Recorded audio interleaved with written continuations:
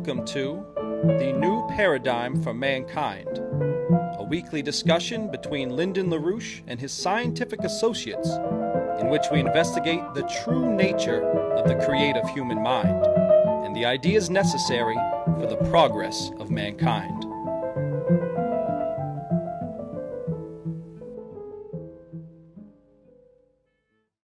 Welcome to today's show. Today is October 16th, 2013. My name is Megan Beets, and I'm here in the studio with Benjamin Deniston of the LaRouche PAC Scientific Research Team and Lyndon LaRouche.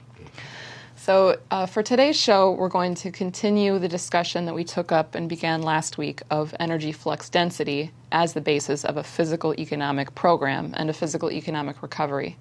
But I do think, just to premise it, it's important to mention that in discussions yesterday, you, Mr. LaRouche, made clear that it now has come the time where Obama must be removed from office. And you are beginning to have a realization on the part of certain people in the institutions that you were absolutely right, that this administration's policy is a mass death policy, and it has been that from the beginning. And that's exactly what we're seeing being moved into place right now amidst the chaos in Washington, D.C. It's a policy of intentional genocide to kill off a majority of the American population, and as you put it, people have a death notice on their door. So to avoid that, the time has come to move this guy out. However, this is also coming as a very dramatic end phase of what's been a decades-long, 40-year policy of genocide globally and of downsizing the human population, of zero growth. And what we're going to take up today is a discussion of how do we physically overcome what has been the physically destructive and devastating effects of this policy and move forward to a policy of progress.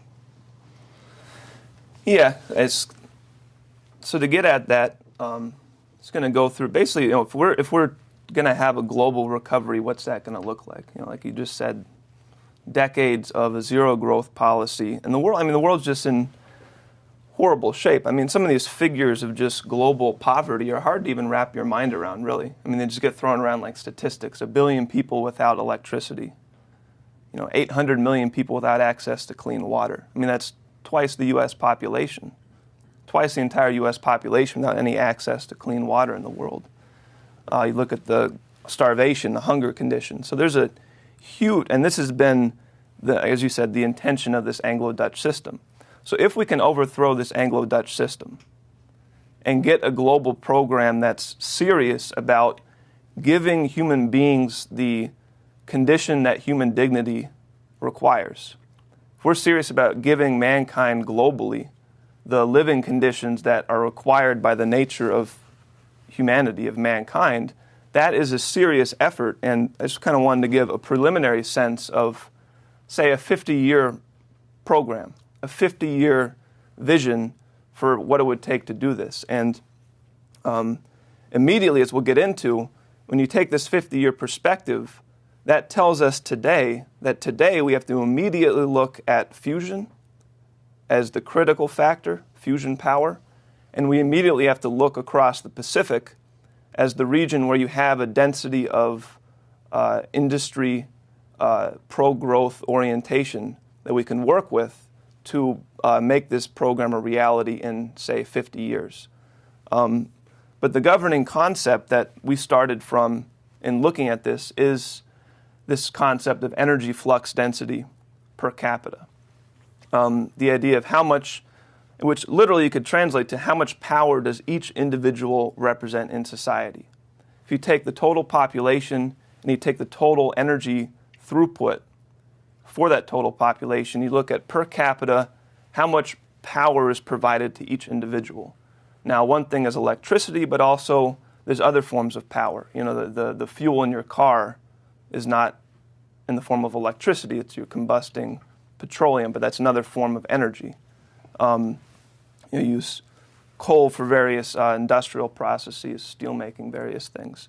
So if you look at the total amount of energy per capita, you get a sense of how much power does each individual express in the economy.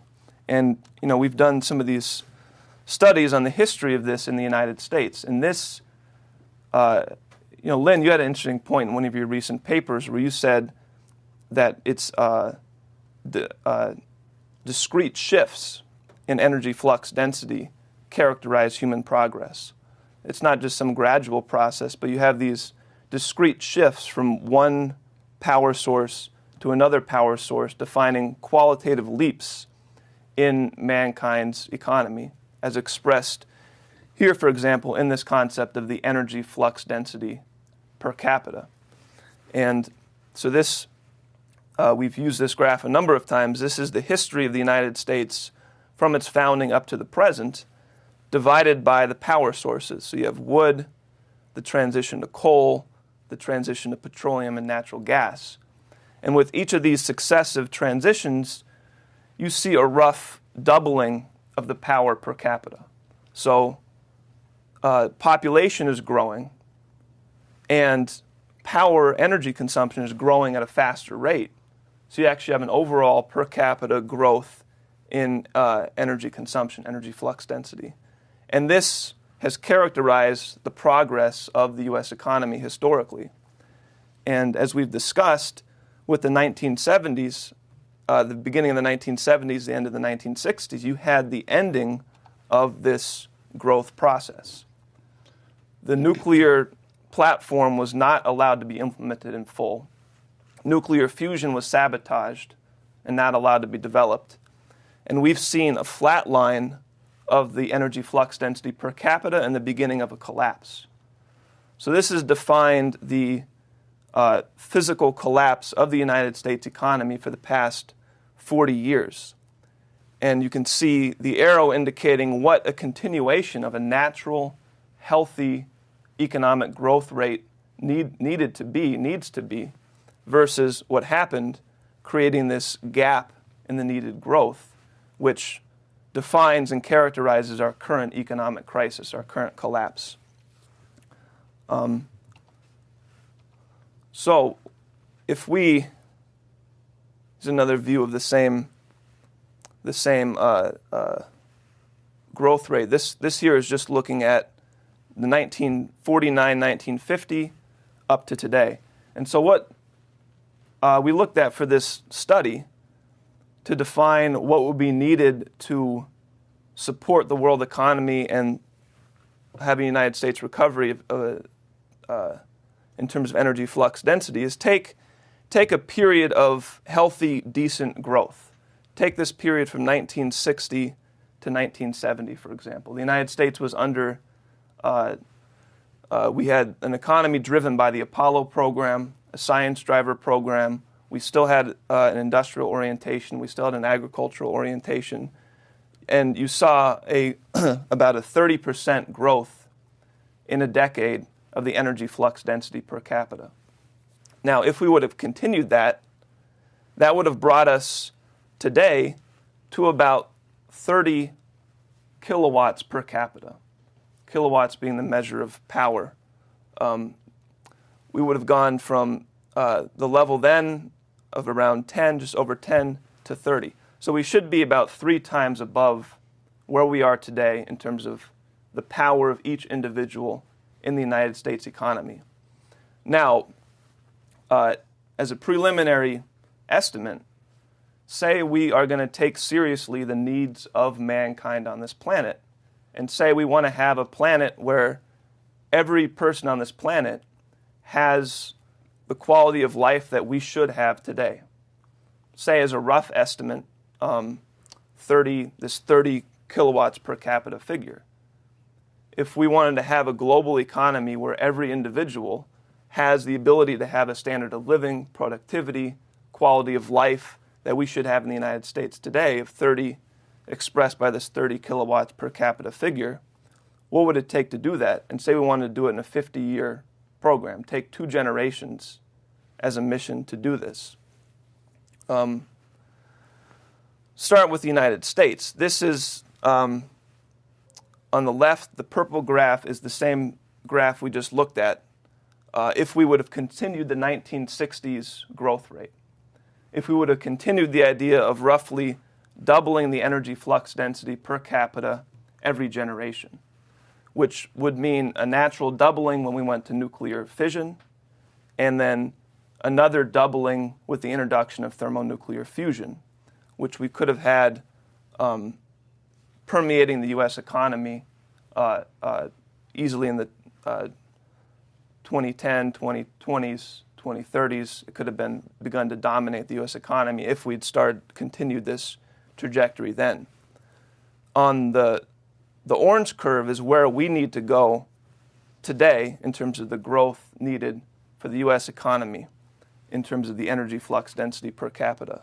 Again, from the present level of around 10, and say in 50 years, if in 50 years we want to have a full-scale thermonuclear fusion economy in the United States, continuing this idea of the historical rate of growth with these successive transitions to higher fuel sources, we'd be in somewhere in the range of this 60 to 70 kilowatts per capita figure. Now, one last thing here to come back. So then, if that's what we need to do in the United States, globally, if we're going to attempt to be serious about tackling this challenge, we're going to have to look at something like this. Globally, right now, take the entire world population currently, divide it by the total power consumption, power usage, you're at about a global average about 1/5 of what the United States is today. And the United States today is about 1/3 of what it should be. So you have a major challenge to deal with. So that's this curve on the right here, the lower curve, starting around 2.3 kilowatts per capita is the global average today. So say we take, just as a preliminary rough metric or goal, in 50 years, we want to get to something on the order of 30 kilowatts per capita globally for the world economy. That is going to be a major challenge requiring something. If you include population growth, and you're expecting a world of somewhere between 10 and 12 billion people in 50 years, to take the rough estimates of population growth, you're looking at something on the order of 360 terawatts of power. That's 360,000 gigawatts. The current level is 16. So we're talking about over a 20-fold increase in total power usage needed in order to be able to provide the necessary per capita power for a global economy to support a standard of living. Now the point is, this would translate into immediately thinking about tens of thousands of nuclear power plants, for example. Thinking about tens of thousands of fusion power plants in a generation or a little bit more. So the point is that these are the terms we have to start thinking in if we're going to be serious about what human dignity actually requires in terms of a standard of living, a quality of life on this planet. We need to be thinking in the terms of a 50-year program, thinking about literally tens of thousands of reactors, terawatts economy power, and then taking that as what mankind needs, what the global economy needs, and taking that back to today, that means we have to immediately follow, Lynn, as you emphasized on the show with the policy committee on Monday, to look across the Pacific as the orientation where you have a serious intention to progress and the industrial capacity to begin a serious global recovery program. And it has to begin from day one with this concept of fusion being the key driver. Because this sounds like a lot, but it's not anything but a continuation of the natural historical growth process that the U.S. economy itself illustrated. The transitions from coal to petroleum, or from wood to coal. And once you go to fusion, you're literally talking about the ocean being your fuel supply. You're not worried about digging out coal from somewhere or trying to even find uranium, which is not all that abundant necessarily. But you're at the point where ocean water becomes your fuel supply, and you're fully capable of achieving this level of growth, this quality of growth. So I just wanted to, because the problem I've seen just in some of the discussions, even with better intentioned people in the United States, is a tendency to undershoot the reality of what's needed.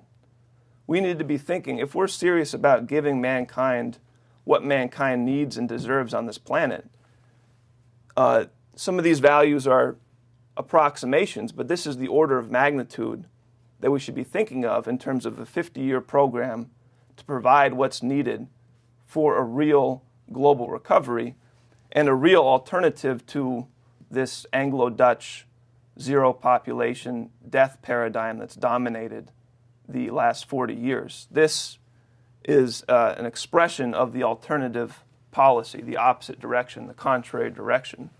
And so one thing we're working on in the basement is taking this perspective and working back and defining what do we need then as a crash program for nuclear power, for nuclear fission, how quickly can we get nuclear fusion online, and how can we, from this 50-year perspective, work back to make this type of program a reality.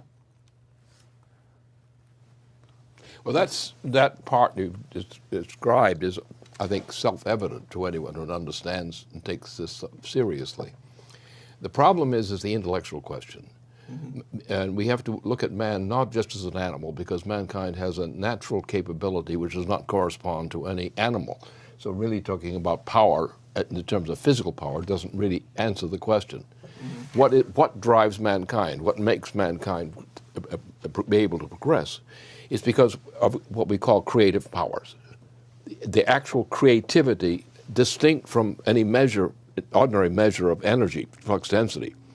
This is what the key factor is. Since we're dealing with a reductionist population largely, when you try to discuss things with a reductionist, a person who's an advocate of reductionism, they will immediately demand that everything comes down to physical quantities. Mm-hmm. And that's where the problem arises. It actually is what drives creativity. And creativity is not driven by a physical consideration. Either the physical consideration is driven by the intellectual one. Mm-hmm. And that's what has to be understood. And that's the fight we really have, because people say, let's be practical. When you see a person say, let's be practical, you know you've got a stupid person on your hands. No matter how clever they may be, they are not people who are creative.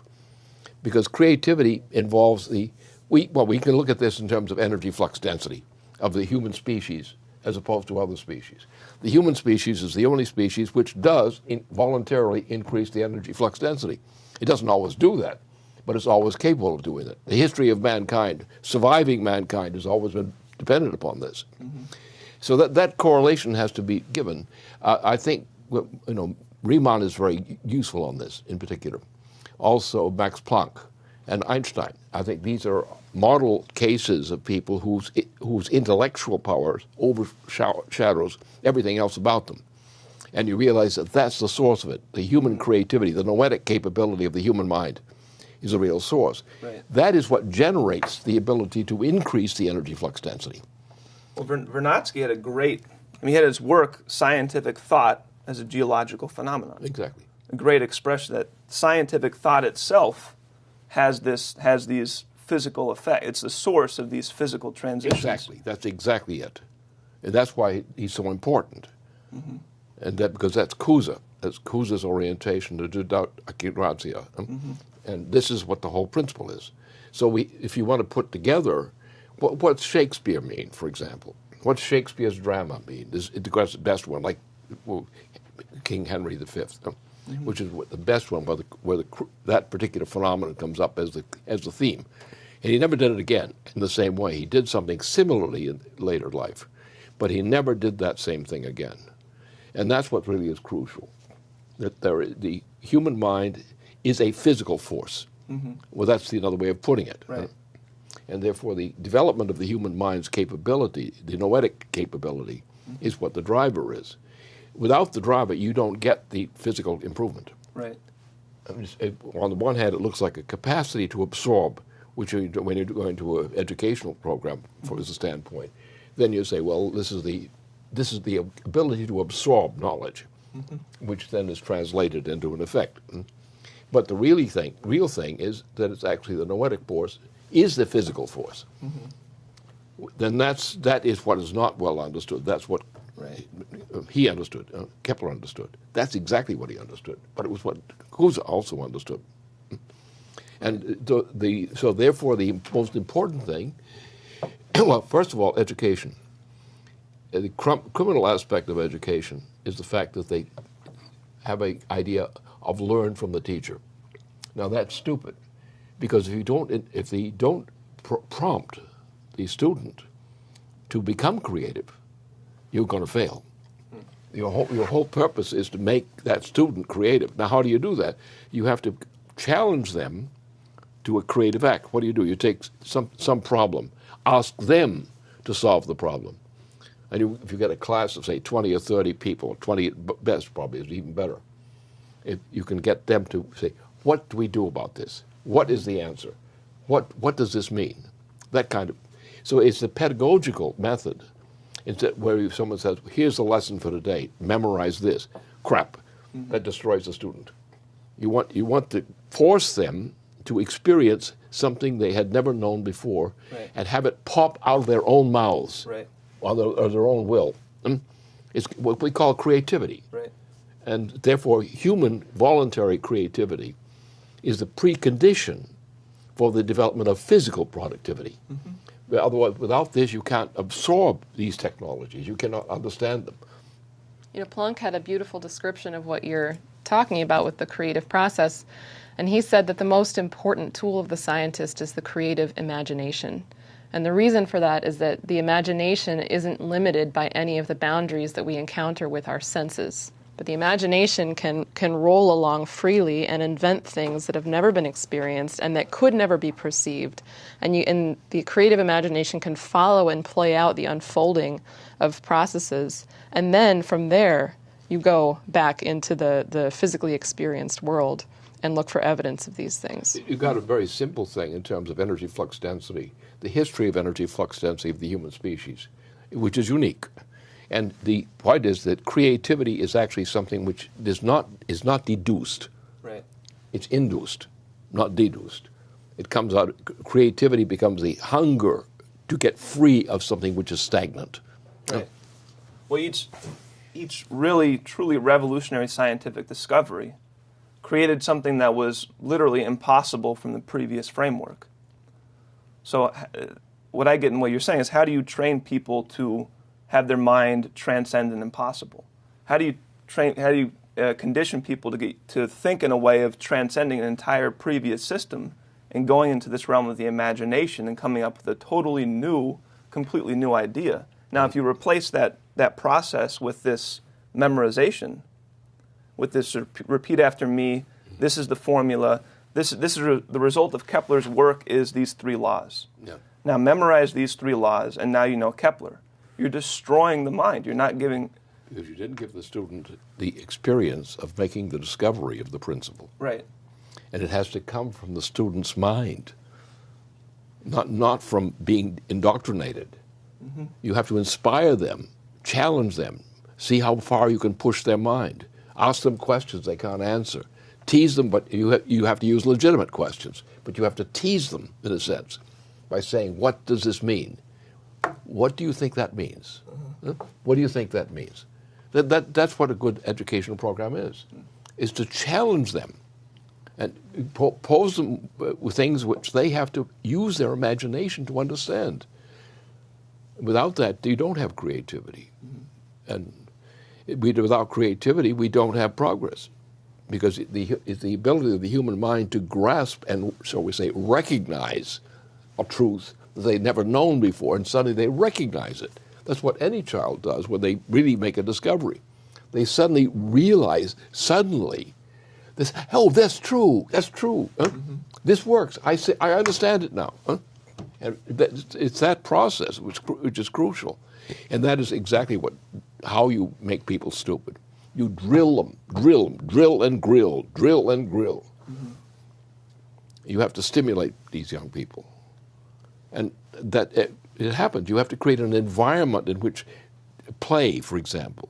You choose play for children. What kind of play do you want to have them give? You want them to have real play, play of the mind, making discoveries. Provoke them to make discoveries. What do you think that means? What do you think that animal is? These kinds of questions. And any good teacher, really competent teacher, will do that. They'll try to stimulate the student. And it's always this looking forward into the future which does that. It's inspiration. Everything in creativity is inspiration always. You get that from Planck and Einstein, for example. It's clear. The best work of Riemann is the same thing. No, it's getting people to become intoxicated with the idea of achievement. Being able to create something and to enjoy seeing it something happen as a result of it.